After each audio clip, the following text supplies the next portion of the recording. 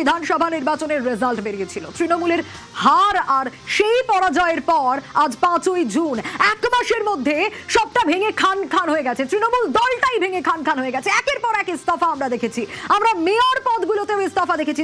আমরা চন্দননগরের মেয়র রাম চক্রবর্তী ইস্তফা দিয়েছেন, আমরা গতকাল দেখেছি বিধাননগরের মেয়র কৃষ্ণা চক্রবর্তী ইস্তফা দিয়েছেন, আর আজ শহর কলকাতার মেয়র ফেরহাদ হাকিম তিনিও ইস্তফা দিলেন। হ্যাঁ, কলকাতার মেয়র পদ ছাড়লেন ফেরহাদ হাকিম।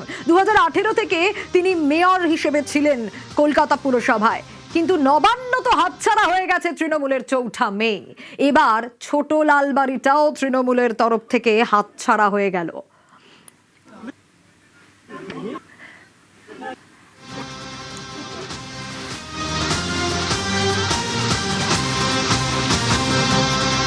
মেয়র পদ থেকে ফেরহাদ হাকিম ইস্তফা দিলেন আর কলকাতার পুরো বোর্ড ভেঙে গেল। এক মাসের মধ্যে অনেক কিছু হলো, এদিক থেকে ওদিক হয়ে গেল। একটা দল তৃণমূল, সেই দলটা 80 জন বিধায়ককে নিয়ে জিতেছিল।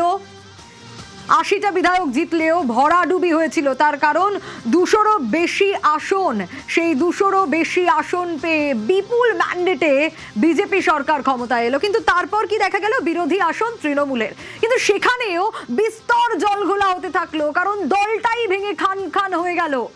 এবার দেখা গেল একের পর এক মেয়র যারা রয়েছেন তারা ইস্তফা দিচ্ছেন। চন্দননগরের মেয়র রাম চক্রবর্তী ইস্তফা দিলেন, গতকাল আমরা দেখলাম বিধাননগরের মেয়র কৃষ্ণা চক্রবর্তী ইস্তফা দিলেন, আর আজ কেন ইস্তফা দিলেন মেয়র ফেরহাদ হাকিম দেখুন।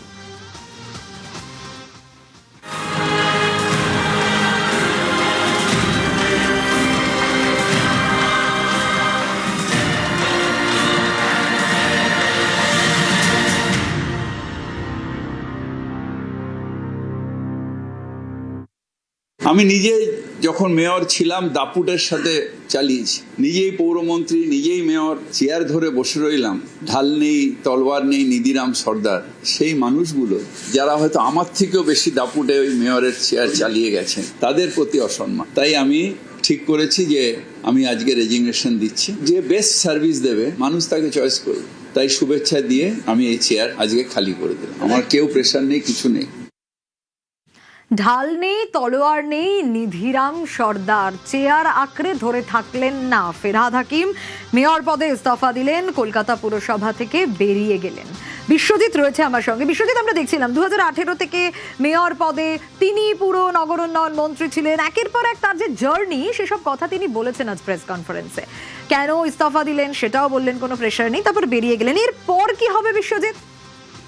দেখো, তিনি পদত্যাগ পত্রেও কারো প্রতি কোনো আক্ষেপ রাখেননি। সকলকে ধন্যবাদ জানিয়েছেন, যাদের সঙ্গে কাজ করেছেন, কাউন্সিলর থেকে শুরু করে চেয়ারপারসন থেকে শুরু করে সকলকে তিনি সম্মান জানিয়েই তার পদত্যাগ পত্র দিয়েছেন। সেখানে শুধুমাত্র তাদেরকে সম্মান ছাড়া আর কিছুই লেখেনি। 2018 থেকে এই যে 2026-এর 5ই জুন পর্যন্ত যে জার্নি, 2018-র 3রা ডিসেম্বর শুরু হয়েছিল এবং দ্বিতীয় পর্যায়ে 2021-এর ডিসেম্বরে আবার দ্বিতীয় দফায় শুরু হয়। এবং সেই টার্ম, অর্থাৎ প্রথম টার্মেও তিনি পূর্ণ সময়ের জন্য ছিলেন না, মাঝপথে দায়িত্ব পেয়েছিলেন, এবং দ্বিতীয় টার্মেও শেষ পর্যন্ত শেষ করে যেতে পারলেন না। আক্ষেপ তো একটা থাকবেই, কারণ একটাও পুরো টার্ম তিনি থাকতে পারলেন না, যদিও তার থাকার কথা ছিল। কিন্তু এই সময়ে এসে, অর্থাৎ পট পরিবর্তন, রাজ্যে যখন পট পরিবর্তন হলো, আমরা জানি যে লালবাড়ি অর্থাৎ মহাকরণ থেকে নবান্নে চলে গেছে, কিন্তু মহাকরণ বা লালবাড়ি, বড় লালবাড়ি আর ছোট লালবাড়ি, এই দুটো যেন একটা পারস্পরিক সম্পর্ক ছিল, যে সাধারণত কাউন্সিলর হিসেবে বা মেয়র পরিষদ হিসেবে যাদের হাতে খড়ি হয় রাজনীতিতে, তারপর তাদের বিধায়ক হিসেবে তারা বড় লালবাড়িতে যান, অর্থাৎ মন্ত্রী হন, বিধানসভায় যান, তারপর মন্ত্রী হন, বড় লালবাড়িতে তাদের স্থান হয়। এই যে ছোট লালবাড়ি বড় লালবাড়ির যে রাজনৈতিক একটা সম্পর্ক, সেই রাজনৈতিক সম্পর্কে যখন বড় লালবাড়ি অর্থাৎ মহাকরণ হাতছাড়া হলো বা নবান্ন হাতছাড়া হলো শাসক দল তৃণমূল কংগ্রেসের, তার পাশাপাশি একের পর এক বিধাননগরের চেয়ারপারসন তিনি পদত্যাগ করলেন। এবং কলকাতা পুরসভা ছোট লালবাড়ি, সেখানেও এই যে পদত্যাগের যে বিষয়টা, সেটা এর আগেই শুরু হয়েছিল, অর্থাৎ ভাঙনটা আগেই শুরু হয়েছিল। আমরা জানি যে অভিষেক বন্দ্যোপাধ্যায়ের বাড়িতে নোটিশ সংক্রান্ত বিষয়কে কেন্দ্র করে 9 নম্বর বোর্ডের চেয়ারপারসন তিনি প্রকাশ্যে ক্ষোভ প্রকাশ করেন, যে দলীয় নেতৃত্বের প্রতি ক্ষোভ প্রকাশ করে সেখানে তিনি পদত্যাগ করেন। এবং সেই পদত্যাগ যেটা ছিল সেই পদত্যাগটা শুরু ছিল দেবলীনা বিশ্বাস চেয়ারপারসন 9 নম্বর বড়। কারণ আমরা জানি যে অভিষেক বন্দ্যোপাধ্যায়ের বাড়িতে যে নোটিশ গিয়েছিল 17টি বাড়ি, তার মধ্যে 15টি বাড়ি ছিল এই 9 নম্বর বড়োর অধীনে। এবং তারপর আমরা যদি দেখি যে একই সঙ্গে জোড়া পদত্যাগ হয়েছিল, সেই জোড়া পদত্যাগ করেছিলেন বড় নম্বর 12 বড় নম্বর সুশান্ত ঘোষ, তিনি একই সঙ্গে 98 নম্বর ওয়ার্ডের কাউন্সিলর, তিনি কলকাতা মিউনিসিপ্যাল অ্যাকাউন্টস কমিটির সদস্য ছিলেন অরূপ চক্রবর্তী, তিনি পদত্যাগ করেছেন। তারপর গুরুত্বপূর্ণ মেয়র পরিষদ নিকাশি, যেটা সামনেই বর্ষা আসছে, নিকাশি তারক সিং তিনি পদত্যাগ করেছেন। এবং তারপর আজ অর্থাৎ 5ই জুন মেয়র পদত্যাগ করেন। মেয়র পদত্যাগ করা মানে এই যে বর্তমান বোর্ড সেটাও ডিজলভ হয়ে যাওয়া, যদিও এখনো পর্যন্ত পদত্যাগ পত্র তিনি জমা দিয়েছেন মালা রায়ের কাছে, চেয়ারপারসন কলকাতা পুরসভার আইন অনুযায়ী তিনি মালা রায়ের কাছে জমা দিয়েছেন, কিন্তু এখনো পর্যন্ত গৃহীত হয়নি।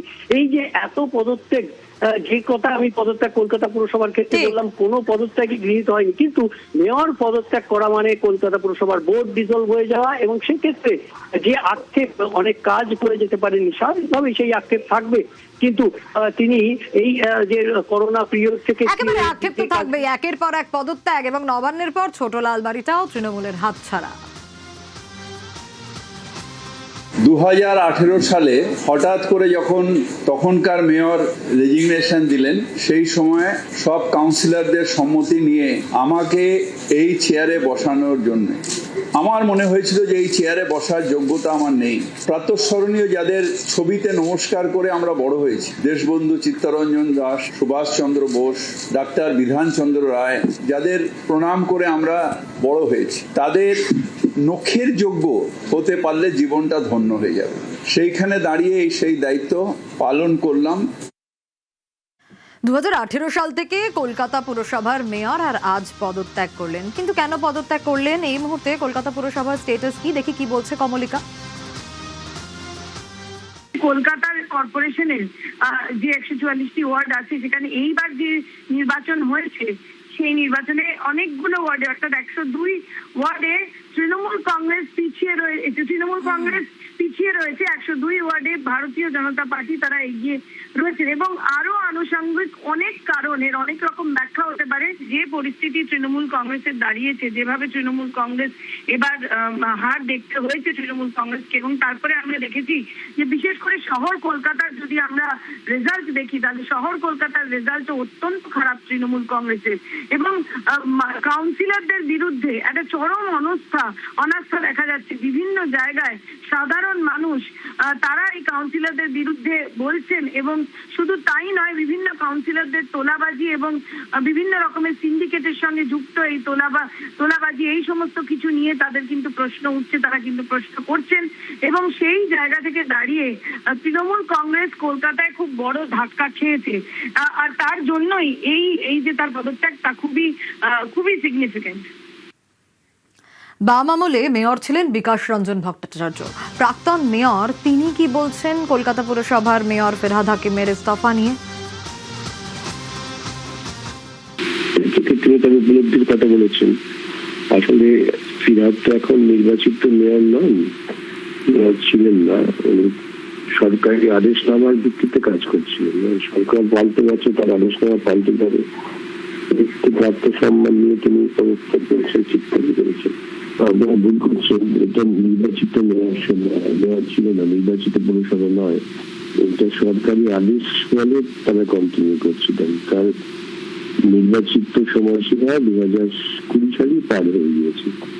সুতরাং এতদিন সরকারের ইচ্ছা তিনি ছিলেন, আজকে সরকারের ইচ্ছা নেই, বুঝতে পেরেছেন, শুনে গেছেন, স্বাভাবিক।